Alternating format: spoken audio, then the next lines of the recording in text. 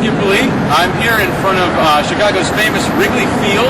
I'm standing directly in front of the statue of the late Harry Caray, the great Chicago Cubs announcer.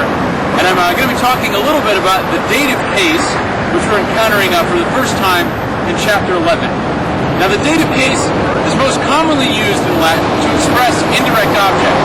Now, what is an indirect object?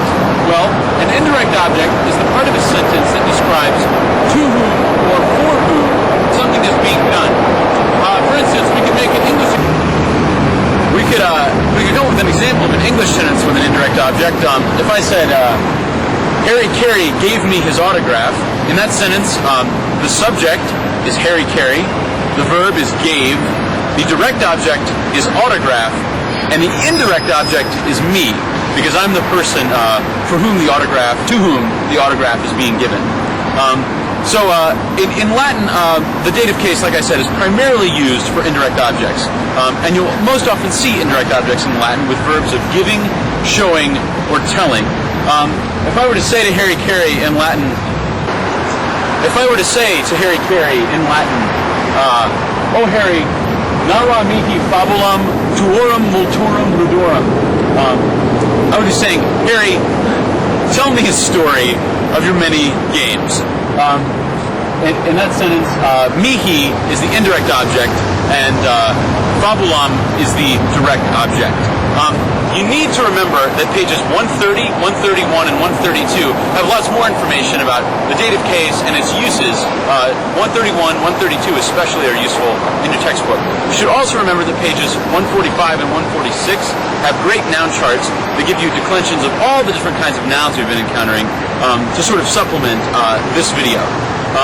So we have a verb of telling. We also have verbs of showing and giving, which you've seen examples of in the book.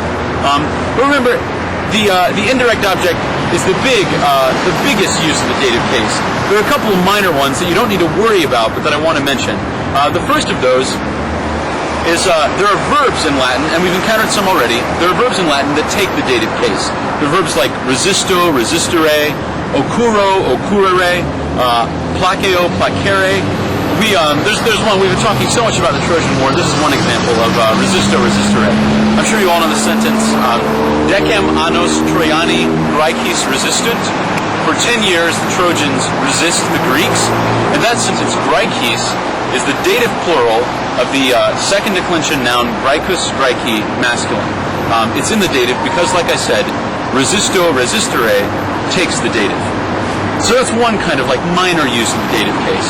The second kind of minor use is the dative. You'll see a dative in a sentence when someone is doing something for someone else.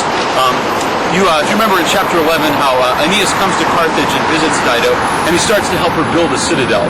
We can make an example of that and say, Aeneas arcem aedificat Didoni. Aeneas builds a citadel.